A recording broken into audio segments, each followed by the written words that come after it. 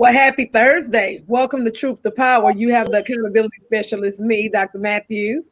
You have the communication specialist, which is Mr. Wendell King. And then we have our political consultant and our new co-host by the name of Mr. Dean Snell. So, hi, how y'all doing? I am well. I'm Yes, well. It's sir. Thursday. One more day until Friday. It's not a 3-day weekend again, but we're here. Yeah, I kind of feel like you. Dean, how's the week going? You're back in school. You're back at work. You're back teaching the students. Well, we've been back we're on week 4 now with the kids. Week 6 for the teachers.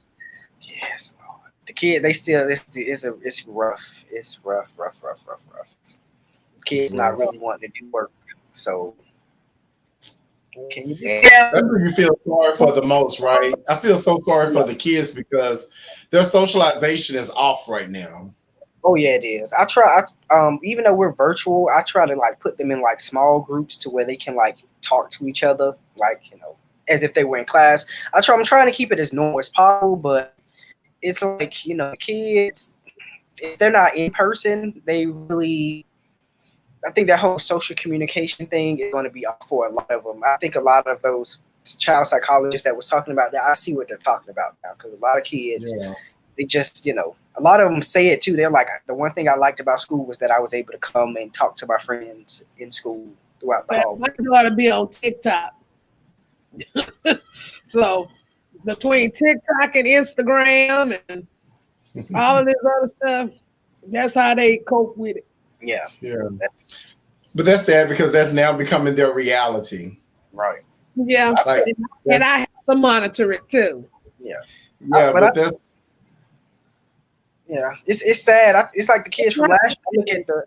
I look at the seniors that had to graduate that didn't get a graduation, that didn't go to grad bash, that didn't get. I'm like, y'all, do you realize that that's like something that that's what people look forward to that from 9th grade. My senior prom, my senior class trip, the ring ceremony, my graduation was all big for me. So I'm like, the fact that that last group of kids, that 2020 crew. They're going to be that one generation that gets to say, I didn't get a graduation. Well, my nephew got a graduation. I remember one of my former students that graduated from Texas Southern, and we were just capping on each other. And he was like, don't worry, coach, I'm a part of that virtual year. And I said, yeah, you're the year that had to do a screenshot of your name being going across the Zoom call. But that is the reality. Well, my nephew graduated with really? Yeah. But see, what they did was, which was very creative. They had where it was only so many students that were able to graduate at this specific time on this specific day, and you can only bring 12 relatives per student. And so that's how they did it, and they did it all the way till they got everybody graduated. Okay. But them 12 relatives are still a lot. And outside, Dr. Matthews? No, it was in the auditorium, but what ended up happening, we only had like 9 kids, like 9 to 11 kids that graduated per session. Okay. So that's pretty decent. Yeah, so social distancing, they had everything labeled. They had it to where you have to have your mask. I mean, everything. They was taking your temperature, like Tomball was on their stuff.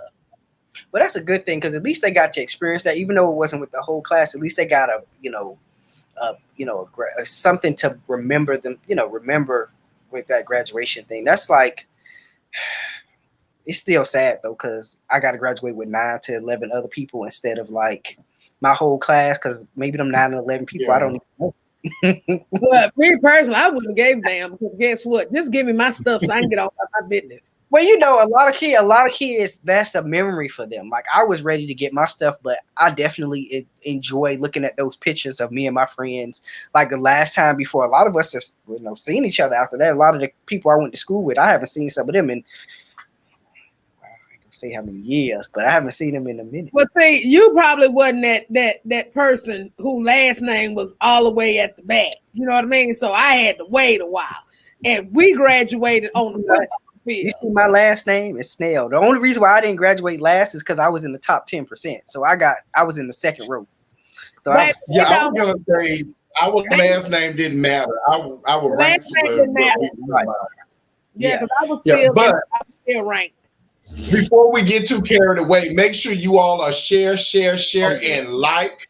Go on our Instagram, Twitter, and YouTube feed. We are Truth to Power Uncut on all three of those platforms, as well as Facebook. And make sure you tell a friend, bring a friend. And if you can give us a heart, that would be great because we love you too. But if you don't love us, you just like us, we cool with that. But you better put something on there because we want to make sure that stank is there so we know that you are a follower of the fold.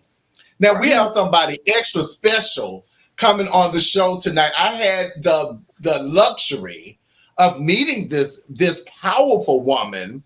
I want to say she's from Memphis, if I'm not mistaken. But I had the honor of meeting her by way of some issues going on at my alma mater, Texas Southern University. But what I loved about it was that she was someone that before I met her, I felt like I knew her because we had a kindred spirit because she was fighting so hard for something that she was getting nothing out of other than trying to restore respect to something that she loves. And so that's something that I'm all about. So I do want to bring on the beautiful, the intelligent, the magnificent Victoria Gray. Give it up for Victoria Gray. Oh, thank you. Thank you, Wendell, for that introduction. I feel like I need a red carpet after that introduction. Yeah. Well, How are you, Vicky? Huh? I said I definitely want to welcome you. Well, we definitely want to welcome you and thank you for coming on. Thank you for having me. Thank you. And I'm really interested because of this as far as dealing with the regents and all of that good stuff. So I'm ready to go. Let's go and dive on into this. First of all, tell me about yourself and your platform. Okay. I go by Vicky, and I am the managing director of Victory Group, which is a strategic communication, community relations, and educational consulting firm. I am a communicator, former journalist. I am a crusader for justice. Sound like that's my superhero, my superpower, crusader for justice. I am a change agent. And, I have always been about the business of telling the truth, exposing those who need to be exposed. And that's it in a nutshell. And I am unapologetic about it. We need more on just like that. Just like that. And she said what she said. Right. Yes. So, it is what it is. All right now. So the second question I definitely want to ask is, why did you choose Texas Southern University? Well, and I am a proud 2-time graduate of the Texas Southern University, and unfortunately, but fortunately, because in its time, things happen. I actually started college at a PWI, a predominantly white institution, Memphis State University, and that's why it's now University of Memphis. And so, I graduated the top of my class in high school 100 years ago, in the top 10, as a matter of fact. I was number 7. And so, students are expected to do extremely well when they are in the top tier of the class. Well, I didn't do well at Memphis State. As a matter of fact, I flunked out. I had all F's one semester. And so, and they said, get it together, or you got to go. And I said, well, before you let me go, I'm going to go. So I dropped out. And so that was the time of different world and school days. And I was like, I want to go to a black college because, this PWI thing wasn't working out for me, running to the auditorium to get a seat when there were 400 people trying to get that front row seat. That wasn't for me. And so I applied to 2 black colleges, Norfolk State in Norfolk, Virginia, which is where my aunt was living at the time, and I went to live with her, and Texas Southern University. I found out there was a black college in Houston, and I always wanted to live in Houston, Texas. And so in a big city. because Memphis is a small city compared to Houston. So I got on a Greyhound bus when I got my acceptance letter, got on that Greyhound bus and came to Houston and did not look back. And so that's how I ended up at TSU. All right. Okay, well then, how did the school prepare you for your career? So, you know, TSU, and I often tell people that TSU is the reason that I am the person that I am today. So I was a journalism major. I was a speech comm minor. I was the editor of the university newspaper for 2 consecutive years. I was an RA. I was in SGA. I was a Mickey Leland congressional intern. I worked on Capitol Hill in Washington, D.C. for an entire semester. And so those experiences really prepared me for the work that I do today in communications, in education, and then also being very aware of what's happening in politics. You know, that experience on Capitol Hill in DC, working for a member of Congress, opened my eyes to so much corruption and so many things that are just going on, and just keeping your ears and eyes to the street. But TSU prepared me for the work that I'm doing today. Awesome. All right. And now, do you guys call yourselves the real TSU, or is that the other school that say they? Oh, don't get us started on that. So, you know, I can go, being from Tennessee, you know, I do have an affinity for Tennessee State. However, we are the real TSU, and I can get into the history and all that. And I know, because I actually got that information from you, you know, that TSU, Tennessee State, TSU, but we are the real TSU. We are not TXU. That's right. Okay. Just check your EDUs. There's only one, tsu.edu. That's right. That's right. And there you have it. Dale would know that. So, remember, I guess my next question would be, what inspired you to start Remove the Regents? Okay, so Remove the Regents is a social media activist group. I'm a member of that group. Huh? So that's you. I'm a member of that group. Well, yes, that's so. I be putting a lot of controversial stuff in there. Okay, let's go. So now you're gonna find out how this started. So, you know, when our wonderful 12th president, Dr. Austin Lane, was removed by those regents, you saw my face, okay, and back in January, you know, I made a post that said, "I stand with Dr. Lane," and I put my picture up and posted, and then that hashtag took off. Everybody was, "I stand with Dr. Lane," because what they did, the regents who are appointed by the governor, were wrong for removing him, for putting him on leave. It took everybody by surprise. We didn't know what was going on. I'm like, I'm standing by this president because he has done some amazing things in the short time that he's been there. And so the strategy was always look at what the problem was. Yes, we stand with him. And it was because of that issue with Dr. Lane that brought us together. But the strategy was to get rid of those regents. They were the problem, you know. So that's how hashtag Remove the Regents started. And it is a movement that, you know, social media movements are very powerful.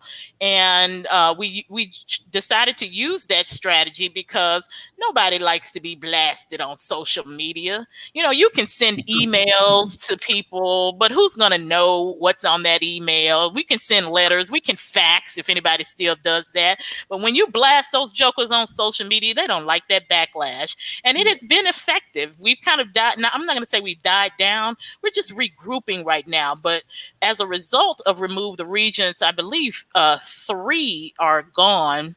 One that we weren't going after, but the head, he got chopped off. That was the chairman, Hassan Mack. He's gone, and a couple of others.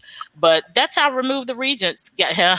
That's how Remove the Regents got started, and we are still saying remove those jokers. But I want to give a little pushback before y'all go to the next question, because Vicky is being modest.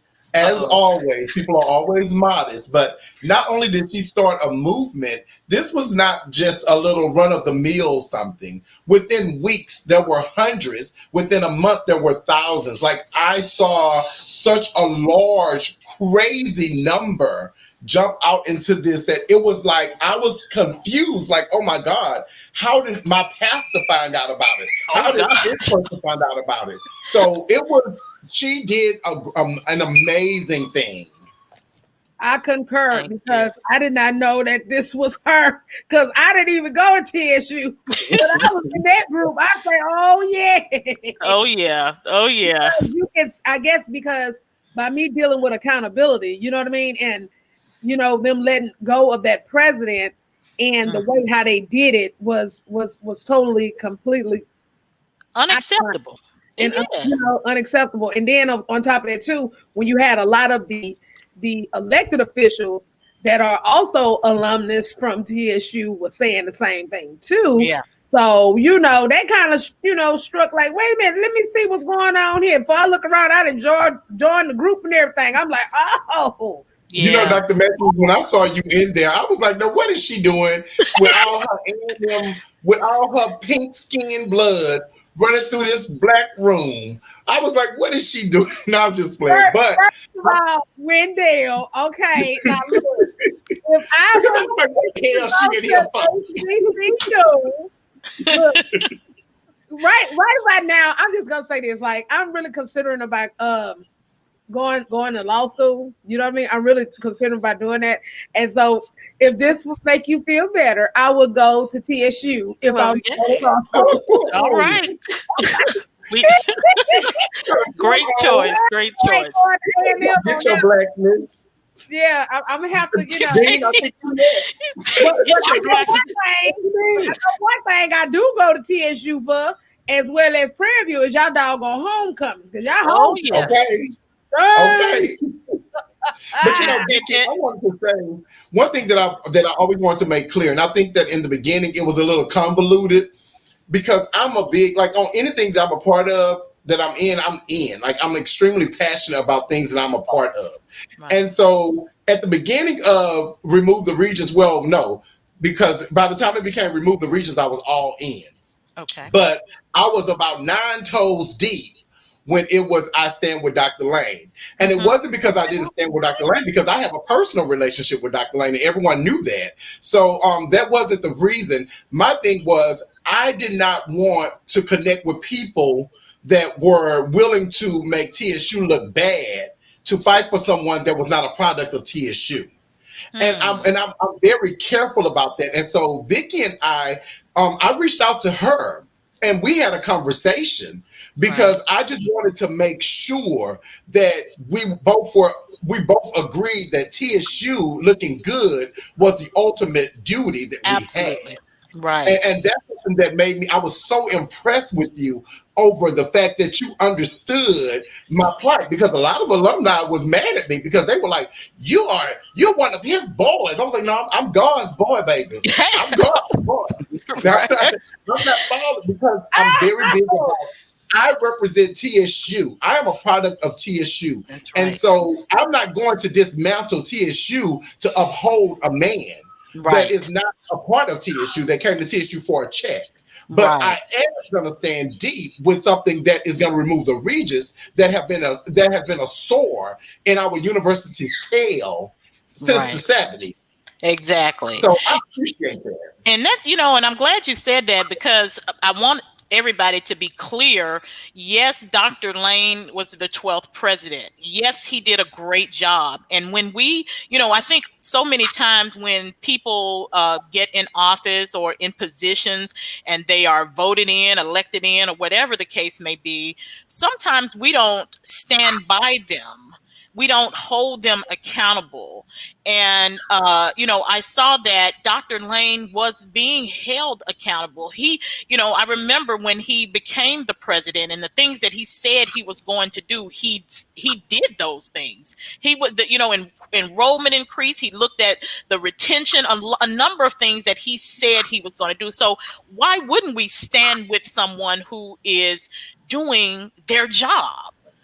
Black folks, we are quick to throw people under the bus. And so, standing with Dr. Lane is, like I said, is what got us and brought us to the point of let's get rid of the things, those regents, the thorn in my side. My God.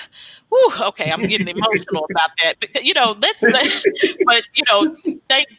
I thank God for Dr. Lane, because what happened with him opened the eyes of a lot of alumni. Yes. Our eyes are wide open now. We are not going to let anybody who is appointed by a governor, whether it's a Republican governor or a Democrat governor, whoever it is, and let them take those seats as regents and just do whatever they want to do with our university that got us to the place where we are today. I'm not going to stand for it. I'm not going to do it.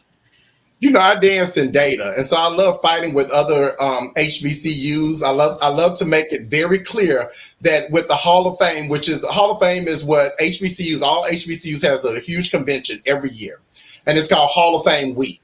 Mm-hmm. Hall of Fame Week 3 years in a row gave Texas Southern University the #1 alumni association because of the amount of money that alumni at Texas Southern gives. So I always tell people, we may not be like Southern and we put our janitor and everybody in baby blue and yellow. We may not be like Grambling and pull everybody who just went to the high school near in the uniform. So we may not have the #1 spirit at a football game. But when I tell you, Texas Southern University Tigers always show up. And one thing Dr. Lane did in the beginning that made me go all the way in, and he's a Kappa. He's a Kappa, Dean. He's a Kappa. But anyway, one thing that he did that made me go all the way in was the vice president, which is a Hispanic man, Papa Seafood, gave a huge donation of $2.5 million. This was Dr. Lane's first year. And TSU had, I think they said it was like 5,000 students about to be purged from the system. And Dr. Lane made that man put that money in TSU Foundation, and they used that money specifically to pay off all of those tuitions. So those students did not get purged. That's I was right. all in from that point on, because he could have done like other universities and could have used that money for crazy entertainment. But he did what we get excited about people doing for Morehouse. He did it for his own university. And that was amazing. Yeah, and that's what people don't understand when they start talking about, scholarships and people getting scholarships that don't deserve it. The president can earmark that money and say, hey, I want to give this to the students who were going to get purged, who were not going to be able to get their degree. Let's save them. And that's what he did. And that's a beautiful thing. Like you rarely see any presidents that would save a huge amount of their students. They usually use that money for the cabinet members or to give themselves raises, or the people raises. So I commend him for that. But that's we lost a good one to those jokers. That's capital for you. We always, we lost a good one. I keep saying we lost a good one. We lost a good president. And you know what? That's a sad thing too, especially when you guys lose a president that was for the school or for the university, because sometimes you get the next president that comes, especially if the regents chose them, is somebody that's in their back pocket and doesn't and there you have it. Universities, best interest at heart. And the thing that most HBCUs need to have is presidents that have their best interest at heart. Because sometimes we get too many presidents that they come in, they take money, they steal money, and then they go about their business. Yeah. We've He seen was that too liked. so many. He was too liked, and that was the problem. He was liked by the community. He was liked by alumni. He was liked by students. He was liked by faculty. He was liked by staff. And The he Board of wasn't a Regents yes did man. not like it. He wasn't a yes man. No, he was not. He wasn't going to do their dirty work. Next question. Yeah, let's move on. Are we? Yeah. Hello? No, we don't. Okay. Now, how can the community and more alumni that aren't on social media assist with Well, your movement? With this movement, well, during this pandemic, I'd like to think that everybody and their mama is on social media now, but in case they aren't, I would definitely encourage alumni to just to stay abreast of what's going on, paying attention to who are we voting on and voting for in these elections, because as I said before, the regents were appointed by the governor. So Governor Abbott is the reason that we have these issues. And if you voted for someone or didn't vote for Abbott's opponent, who was at the time, I want to say Wendy Davis for governor, but they probably had issues with the woman. Whatever the case may be, it all boils down to the vote. So alumni, we need to be voting. We need to be paying attention to who we are putting in office. That's the bottom line. Vote. Get your butt up and vote. Mask up and vote. And that's something that because when it's a state institute, TSU is a state institute, so we are governed by state politics at the end of the day.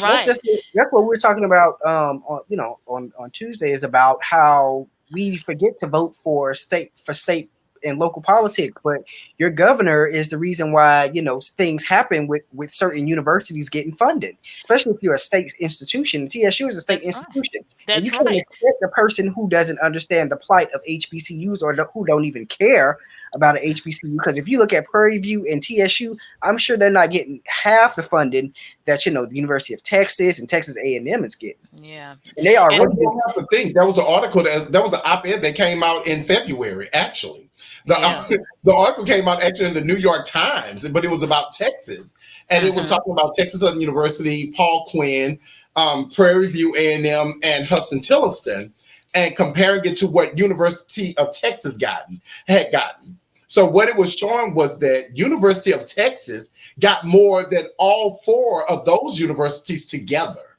They got more funding than all four of them together. And I'm sure because I'm trying to remember where Greg Abbott's kids went, like his kids went, and where like some of his relatives went. Because I tell it wasn't no HBCU, right? But that's what I'm saying. That's why they always play. We know that. I think they're A&M or UT people. But when we talked about, when I mentioned voting and governor, and someone in the Remove the Regents, I think it was Chevelle that posted something today, and I just wanted to read a little bit because this is a testament to why that governor is so important to the universities and to especially this Texas Southern. It said, in establishing this school as governor of your state, it was my duty to appoint a representative board to guide and develop this newly created institution. We selected members of the board with two things in mind. Now watch this.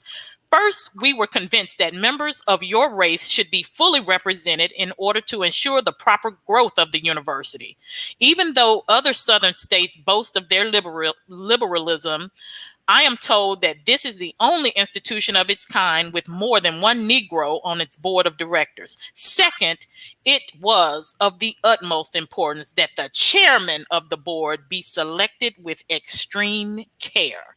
So whoever, I don't know when this was written, but it was when TSU was Texas State University for Negroes. I'm going to go back and try to find out what year this was. It has But to be this was between very 1947 and 1949. this was powerful to me, and it spoke to me, especially as we prepared to, I prepared to come on today, and I thought it was timely because the governor goes back to who are we voting on, makes a difference in who's sitting on these board of regents. Yeah. That is true. Because again, governors, because if you had the wrong governor at the time, that governor could have chose total white board, and TSU, the whole idea of TSU probably would have went down the drain as soon as Absolutely. it Well, was. we've always had the wrong governor. Yep. Like, we had a couple of right ones. We had a couple of right ones, but we had more wrong ones than right ones in Texas. Aaron So, Richards was our last right. I was probably not even elementary yet. Like, who was that? Aaron Richards. Oh yeah. Oh yes. I was in undergrad when she was the governor. we had George Bush. We had Rick Perry. Oh yeah, this was trash, man. I'm like, Every round goes higher and higher. Then Greg Abbott is like, Hey, that's it. I'm gonna run for governor. You gonna run for governor? We all need to. But you know what, Vicky, you said a mouthful though, because when Candace asked the question about how can the community help and get involved, that was like so on point to say that the number one way to get on board is through elections. Because also Dr. Lane did this to piss off the state of Texas when the Republican guy was trying to go to the school of Thurgood Marshall to be a keynote speaker, and the students, the black students at Thurgood Marshall said, "Oh no," and they start protesting. Dr. Lane sent TSU police over there and shut it down. And they were hissy because they could not. They said that he stopped the freedom of speech and all of this. And he said, "My students are in an uproar, and my number one duty is to those students." Then came around, and Corning was supposed to have been the keynote speaker for graduation. And TSU students put out that they were going to protest, and Dr. Lane made them send him a disinvite. See, that's why they got. I remember that because he wasn't a yes man, and then turn around and the Democrat debate was at TSU. But you know what? The whole thing was, see, they had to get rid of him because he had power. He was doing a bit much that they were not used to, and y'all know Texas gonna let you know you're black. You know what I mean? They gonna let you know, and so clearly. Okay, so you want to play this game? Okay, then we're gonna play with your pockets. Well, I think that's what happened. A lot of white people in the South, anyway. Like the whole idea of an African American telling them what to do is like a no point. Texas is a republic of its own, honey. It is. Texas is a whole different. The United States of Texas. Yeah, it's a whole different. But you know what, Dr. Matthews, my pushback on that is, if not him, then who? Somebody always has to stand up in a position. No, I definitely agree with that. I may sink into quicksand, but I'm going to sink into the quicksand so that this ground can be sturdy for you to stand on later. Because look at what happened because of it. Because Texas A&M had a white nationalist come on their campus and was a keynote speaker, and no one said a word. But see, the thing that I'm saying is that Texas is a republic. Okay, and I'm gonna say this again. Texas is a republic of its own, and Dr. Lane was doing a bit much for them. So, in all actuality, what they did was like, okay, so you gonna do this? We're gonna play with your pockets, and that's what they did. Yeah, but that's why I said that's not even a Texas thing. That's a white people in general.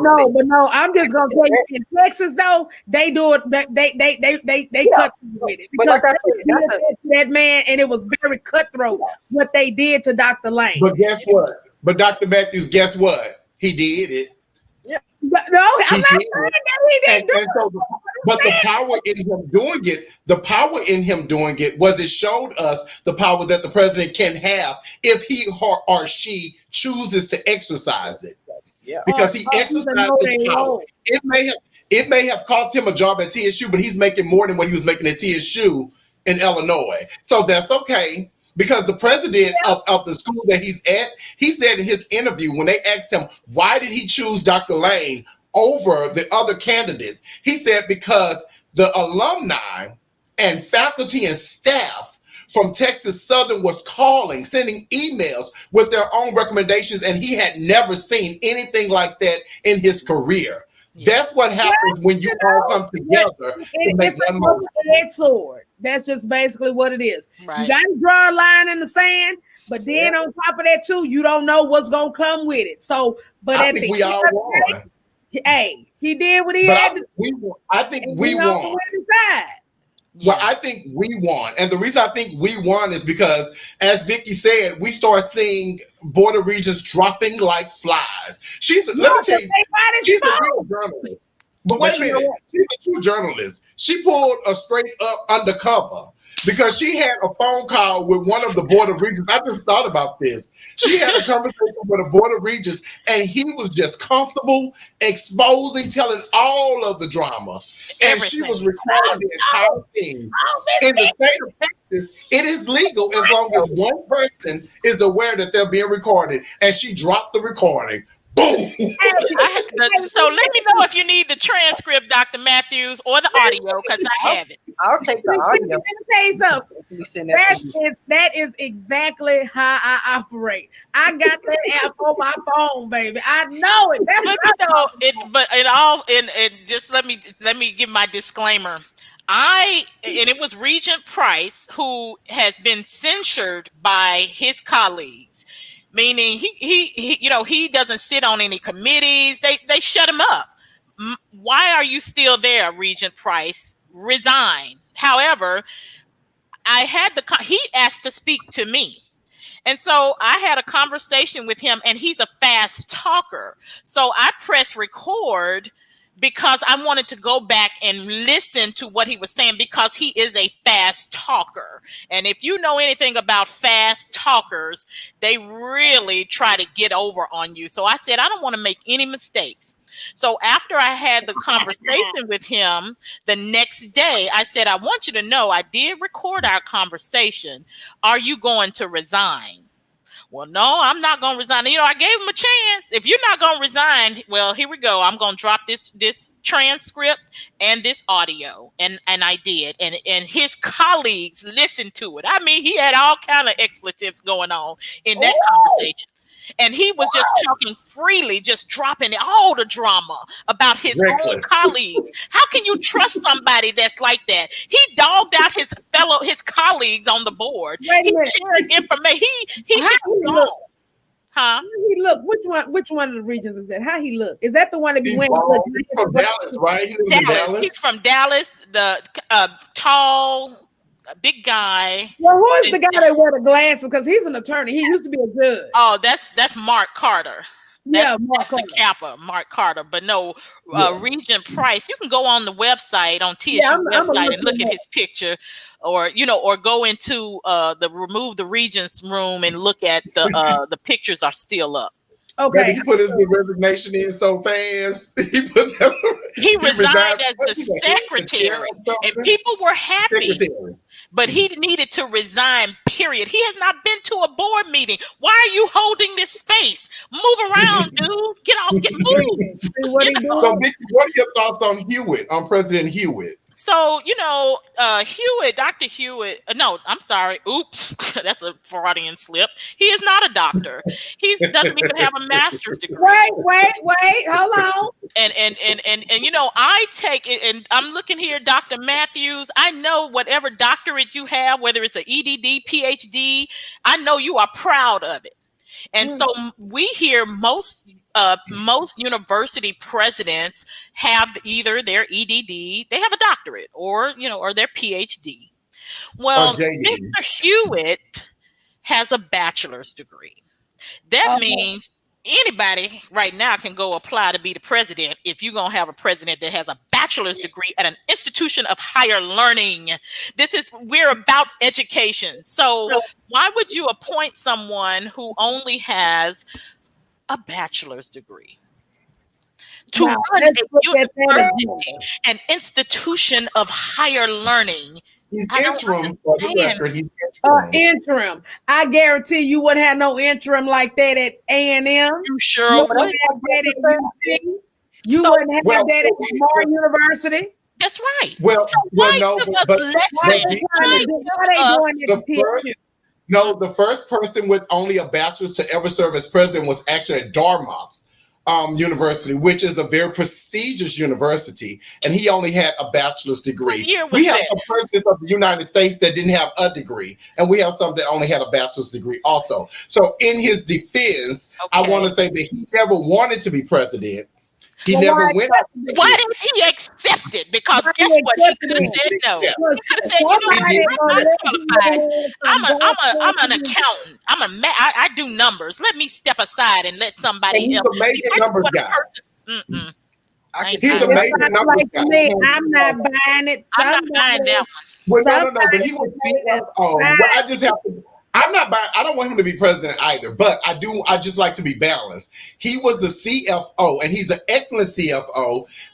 He was the one that turned HISD around, and as soon as he left HISD plummeted and went to the fool, right? But it was supposed to go to the provost. We're not going to go into that because that's a whole. But let me ask this question, Wendell. Let me ask this question. He's such a great CFO, right? I don't know, but you said he is. He is. He was. If he's such a great CFO, then all of the money issues that they were claiming under Dr. Lane's leadership, wouldn't the CFO be involved? Well, if I can answer, the money issues that Dr. Lane was having issues with, that they were alleging that he was having issues with, number one, came from Thurgood Marshall School of Law. Right. That's the first thing. So they have their own CFO because they are still independent, although they're under the umbrella of Texas Southern University. Thurgood Marshall is his own entity on campus. So they have their own CFO. But away from that, the one that Dr. Douglas was a part of. But wait a minute, the other issue is that it was financial accreditation. The financial accreditation was connected to students, seats, asses and chairs, right? So it was manipulation of numbers, allegedly, that was going on. That's not the money that the CFO deals with. The CFO doesn't deal with that money. No, it has to come through his office, but his money is outside money, grants. He's the one that's taking care of those grants that are coming through, meaning endowments. The big money. So when there's like $25 million that TSU got because they added the 20-year history back onto the university, his job is to make sure that money is being used correctly. I'm going to have to do my research and question that because when Dr. Slade, and I worked at TSU under her, when Dr. Slade was removed and almost went to prison, her CFO went to prison. He went to prison. Right. So But remember, Wiggins went to prison. But Wiggins didn't go. Wiggins went to prison because he was signing off on money that was illegally being used. So there's a difference. That wasn't because he didn't do a good job at CFO. He broke the law. He broke the law. He was signing off on thousands and hundreds of thousands of dollars to be spent illegally. So that was all. I got a question, and because, like I said, I didn't go to TSU. But I know that I'm a real, sharp knife for the draw. Okay. So the question is, where did Dr. Douglas fit into this? Dr. Douglas doesn't fit anywhere into this. President James Douglas had already resigned.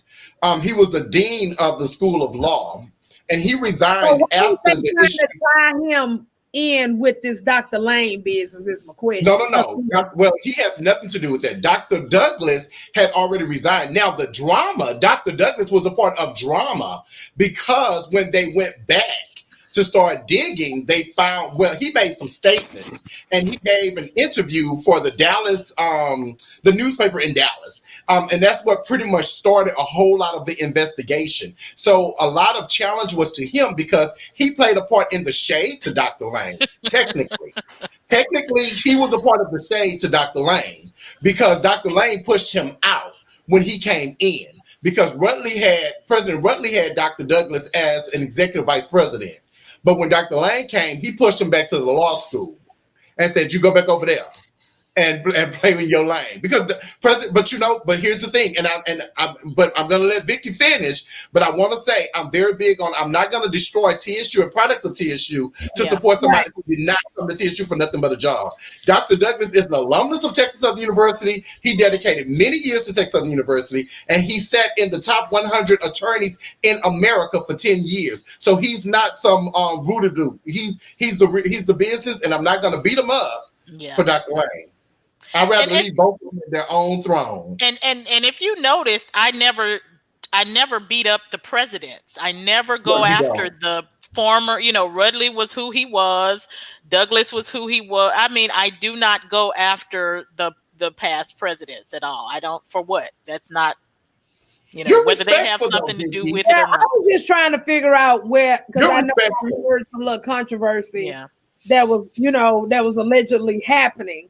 And because like I said, I really couldn't get the full, picture of it because I was busy doing the other stuff. Well, remember, believe half of what you see and but what is it? Half of what you hear and half of what you see. Right. That's why I'm asking. So, because I'm the kind of person, if it's something that I don't know, I want to go to the source and I want to ask and find out. That's me. So, Well, James Douglas, he sits high for me. He's high. But he was your president, wasn't he? Wasn't he your president? Well, my freshman year he was, and then second semester President Slade became the president. Okay. And I love both of them with all my heart. I love Dr. Slade. Yeah, they tried to handle her too. They did. Heard about that. They tried to handle her. And they did her dirty too. But she played a part in it. But they did her dirty. That's why we need the whole region seats now. That's President Slade was a martyr. And people don't understand that. But Lane and Rutley and Hewitt should be kissing her feet, because the Board of Regents was paying that woman $140,000 a year. And she was bringing in millions of dollars to Texas Southern University. The average for a $100,000. They were paying her pennies. Wait a minute, tell me that again. How much? $140,000. And she was a president who believed in making sure that faculty, staff, that people were paid what they were worth. Wow. She believed that. Yeah. But I don't want to say, but I'm like, is that one of the reasons why a lot of, because it's even like that with professors too when it comes to HBCUs, where they don't get paid as much as they would at a PWI.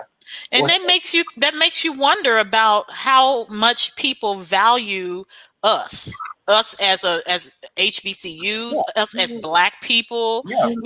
What is the value? Do they not value us? And that it really makes you think about that. So I'm glad that you posed that question, because I mean, I've seen it happen so many times, and I have a few friends that are professors now, and that's one of the things that they always say is that I don't teach I want to teach at a HBCU, but the funding for me to do my research is not going to be there. And I've heard that too. Hey, I've heard that as well. And I love HBCUs. I graduated from an HBCU, but I honestly can see that happening because for some reason we just don't pay the. I mean, I'm sure it would come too, even if it wasn't like the research money wasn't there, but I was getting paid, a decent salary. Right. I would come there because I can't not be paid a decent salary, and on top of that, I'm not getting money for research to make things happen. Right. Yeah. Well, let me ask you this: in your opinion, what should be the end goal? Yeah. So the end goal is ultimately that we have an entire new Board of Regents that consists of majority TSU alumni who earned their bachelor's degree from Texas Southern University, not just all the law school alumni, which is what we see now. Is those I think at one point it was maybe 4 of them were Thurgood Marshall School of Law graduates and did not come from the, didn't earn their bachelor's degree. So in doing that, and when we talk about the end result, and I like to think with the end result in mind, having a new Board of Regents, but that also means having a new governor who has the best interests of Texas Southern University and other HBCUs in Texas, if they have their best interests at heart, because that's what's going to determine who sits in those seats, who then hires a president that's going to serve the university and allow it to grow as she should. She meaning Texas Southern. She needs to grow. Right now, we're in bad shape. We are. It's a mess. But look who's in leadership. So the end result. My last question will be: can we expect to see your name on the ballot for National Alumni Election? Yeah. So I have thought about that, but and it is a possibility. I know there are certain things and certain things that need to be done, and you have to serve in certain capacities before your name is on that ballot. I do have a desire, but I have a greater desire to be a Board of Regent. I have wanted to be a Board of Regents since I was in undergrad at TSU, when I met some regents who embraced us as student leaders and taught us. They listened to us, unlike some of these regents that we've had who don't, listen to alumni, or who don't listen to students, or it made me just really examine their role and their responsibility to the university and the university that I love. So I actually would love to be on the National Alumni Association as an officer, but also I do desire to be a regent. It might happen when I'm 60, I don't know, but I do. Well, that's the real power, though. The Board of Regents is the real power, really. Sure. I was going to say, it seems like, I mean, they're removing presidents and things of that nature. So well, if I run for governor and I make it, I'll put you there. All right. See, and listen, we have to start networking and looking at who's running, who's going to run against Abbott. I mean, who's running against him? Isn't he like term? No. He's running again. When he's not turned at all. It's not. No, he's not turned. But he is running. He is going to run. Yes, he is going to run. But there is someone running against him that I'm rooting for. I hope it's who I think it is. I don't want to speak too soon, but a lot of it depends on this November election. But I hope it's time for the Abbotts and the Perrys to be gone. It's time. We need a black governor. Yeah, it's time for us to stop thinking that Texas can only be one color. That's right. We need a black. For sure. Vicky, thank you so much for joining us. It has been so insightful. And I hope that all the viewers understand, although she was talking specifically about Texas Southern, with two E's, Texas Southern University, but it was definitely to mirror all HBCUs, because if you look into the history of all of your HBCUs, these same struggles exist with all of them. So we want to make sure that we put attention and put a magnifying glass on all of our HBCUs, because we all have to stick together. These issues exist on all college campuses, but we all don't have the luxury of having 45,000 students to make sure that we have billions of dollars coming through the budget every year. So for those of us that go to institutions that are 12,000 or less, we have to be careful about leadership. And that was the importance of having this way on the show. I appreciate you. Thank you all for having me. I hope you have a wonderful weekend. You too. You have been awesome. And she is a proud member of Delta Sigma Theta Sorority Incorporated. I forgot about that. You always have to say she active.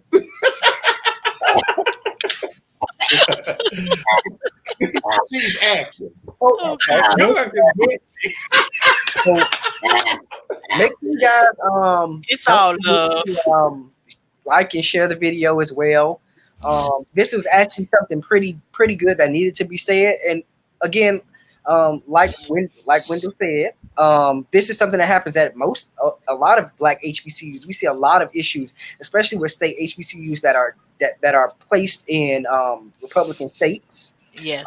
That have governors that give funding to certain schools but not to HBCUs. So this whole conversation is a conversation for on a national level when it comes to all HBCUs. We all know that HBCUs, many of our HBCUs don't have enough students and don't have enough, don't get enough, I guess you can say diaries and funding to actually keep them up. We lose HBCUs all the time, or we have HBCUs that's on the verge of closing because of financial issues or because they don't have enough students. Absolutely. So, yeah. And that's their plan. That's the plan. Yeah. But we're not letting it happen at 3100 Cleburne, Houston, Texas, 77004. That's right. Oh, Lord. It won't be happening there. 3100 Cleburne. 77004. So again, Vicky, thank you so much. Much love. And we're gonna keep fighting with you. I'm 10 toes deep. I know, and I appreciate as long you. as we don't make TSU look bad. That's right. Sometimes you gotta make things look bad in order for it to look beautiful. So that's sometimes you just gotta do what you gotta do. We will rise again. We will. All right. Well, Thank you, Vicky. guys. Have a nice All right. weekend. Have a good night. Bye-bye.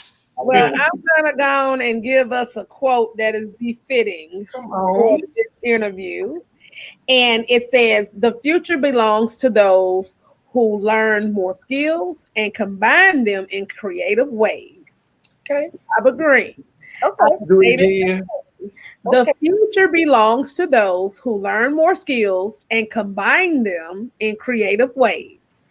Robert Greene, mastery. So, and the reason why I say it was befitting for this was because, you got to look at all the different skills that she embarked. You know what I mean? Right. And I really honestly think that if she was to become one of the Board of Regents, she's going to bring that creativity. She's going to bring it here to enhance Texas Southern University. Yeah, but she's an educational specialist. That's what she does as a profession. She didn't talk about that, I guess. We didn't really get into that. And I also feel like she's going to push those issues with HBCUs and making sure that she's going to push the envelope. Yeah, like she's going to make sure that they get the funding that they need, because especially being that she's an alumna of an HBCU, and she understands that the plights that goes on with HBCUs. I feel. And that's why I say a lot of the times these regents or these board of directors that these governors put together, they need to make sure that they have people that went to the universities within that state. They don't want that because it shouldn't be all businessmen, because businessmen don't always understand the plights of HBCUs. But they're not even business. But see, that's the thing with HBCUs. They're not even businessmen. Like if you look at the infrastructure of boards at a U of H, for example, at U of H, the chairman of their board is the owner of the Rockets, right? So this is money in the bank, right? But then you give us Mac. He's a okay attorney, but like we're talking about someone who's worth. Yeah, we're talking about a person near billionaire versus a person that's maybe a 100,000aire. You know what I'm saying? They're on the corner from me.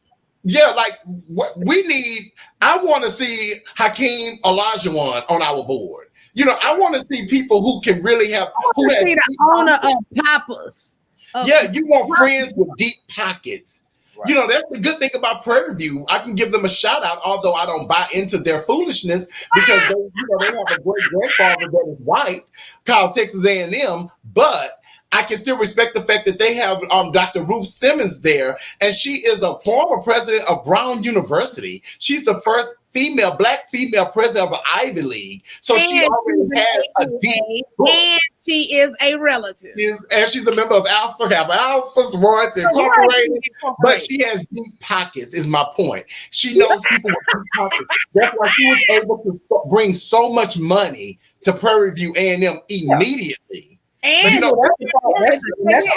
that's also the problem with a lot of the boards too. At many of the HBCUs is that a lot of those board members don't have deep pockets, and they don't know people with deep pockets. Yeah, I feel like if you get a lot of the PWIs, the people that sit, like you said, sit on their board have deep pockets, or if they don't have deep pockets, they know 10 people that they went to school with, or 10 people in their network who got deep pockets. Yeah.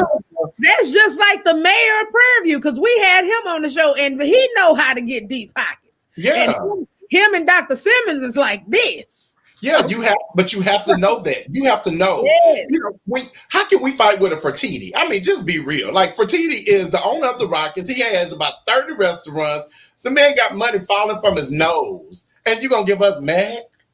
Well, let me go on and your nose running, baby. Come on, let me get this little tissue so I can get a couple thousand right there.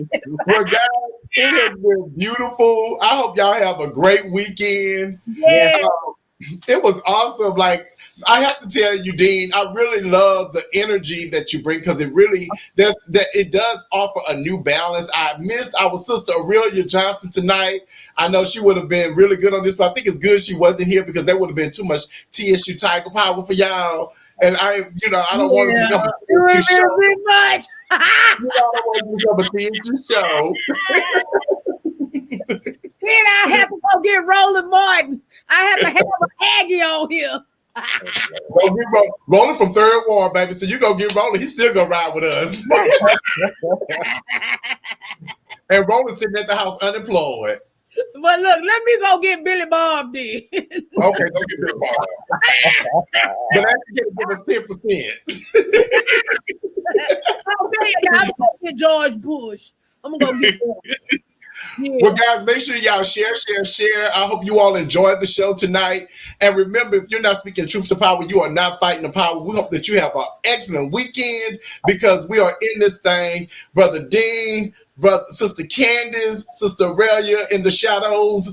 I just want y'all to know that I'm here for it. I'm here. I love you all so much. And I love you all for taking time to care about stuff that I care about. And that is my university, Texas Southern University, 3100 Cleburne Road, Houston, Texas, 77004. You can normally find me at the Education Building, Office Suite 112. Office address, the suite. Oh my God. That's when they love TSU, baby. Listen, if you don't love it, nobody else will. It's just like that, like they tell you, you gotta love your. He is passionate. It's a difference. Let me tell you, I've been a lot of places. I've done a lot of things, but out of the 25 countries I've been to, 17 of those countries I was brought to from Texas Southern University, and all I paid for was my underwear. You know what? And on that note, y'all have a good weekend. We out.